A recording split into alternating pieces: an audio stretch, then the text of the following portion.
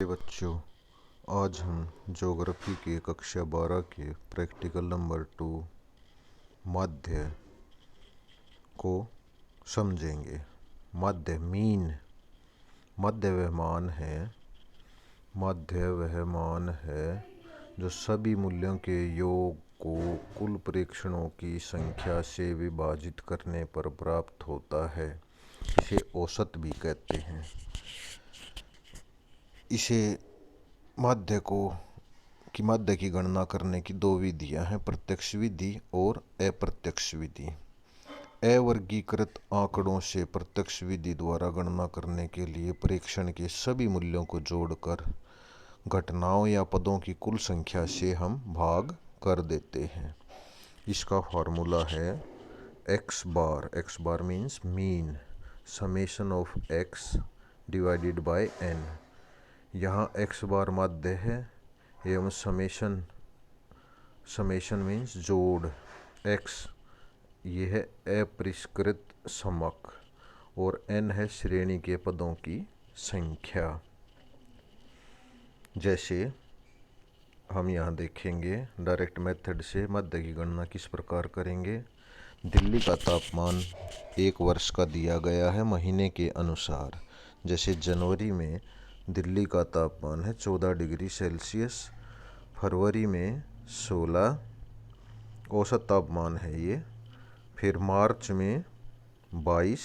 इस प्रकार ये 12 महीने का दिल्ली का तापमान हर महीने का दिया गया है। तो n कितना हो गया यहाँ, टोटल महीने 12 और तापमान हम हर जनवरी से और दिसंबर तक 12 महीने के तापमान का जोड़ करेंगे तो ये 298। अब माध्य निकालने के लिए x bar is equal to summation of fx divided by n।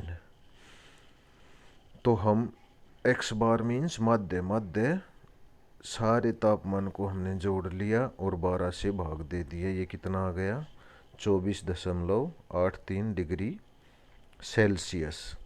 ये है इसका डायरेक्ट मेथड माध्य ज्ञात करने का।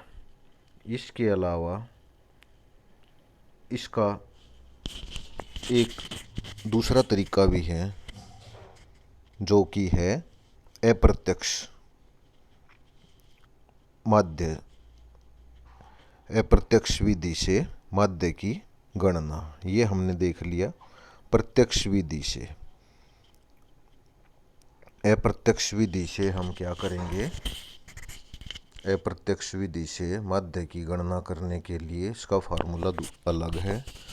अगर आंकड़ों को सारणी के रूप में आंकड़ों में अलग अलग प्रकार के आंकड़े विभिन्न सारणियों के रूप में दर्शाए गए हों और वो वर्गीकृत किए गए हों तो उससे हम माध्य किस प्रकार ज्ञात करेंगे।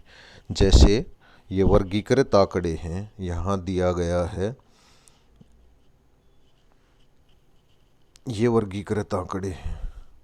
यहाँ वर्षा दी गई है 30 से 35 सेंटीमीटर, कितने दिनों तक होती है 5 दिनों तक, फिर 35 से 40 ये 6 दिनों तक, फिर 40 से 45 ये 11 दिनों तक। ये वर्गीकृत आंकड़े हैं। अब इनसे हम माध्य या औसत की गणना किस प्रकार करेंगे। इसका फॉर्मूला है, माध्य का फॉर्मूला है x बार मीन्स माध्य a plus summation of f mu multiply by h divided by n।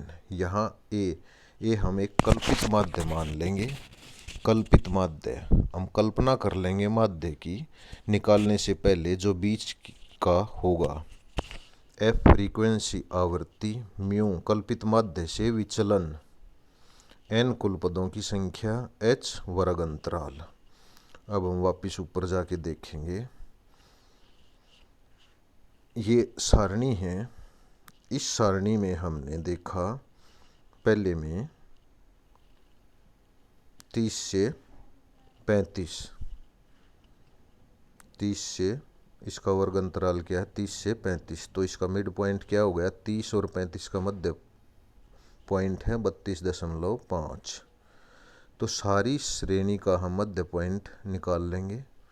35 और 40 के का मध्य पॉइंट है 37.5, इसी प्रकार 42.5, 47.5 और लास्ट 70 से 75 जो था उसका है 72.5।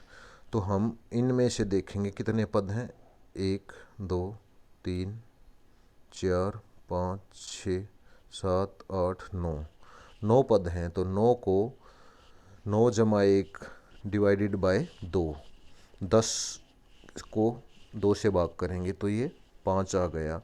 पाँचवा पद कौन सा है, अब हम पाँचवें पद को देखेंगे। पाँचवा पद कौन सा है, इसमें पाँचवा पद है 52.5। तो हमारा कल्पित माध्य ए बराबर 52.5। अब म्यू को देखेंगे।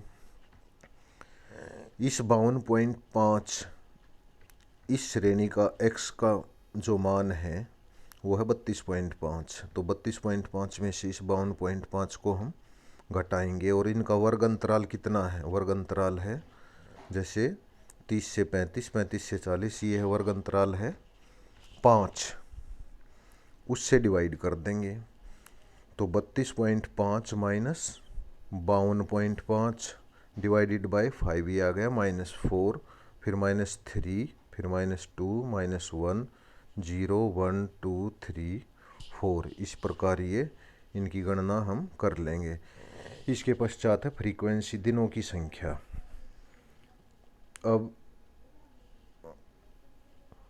लास्ट कॉलम में देखेंगे हम, ये हमने यहाँ जो म्यू आया था, म्यू को फ्रीक्वेंसी से मल्टीप्लाई कर देंगे।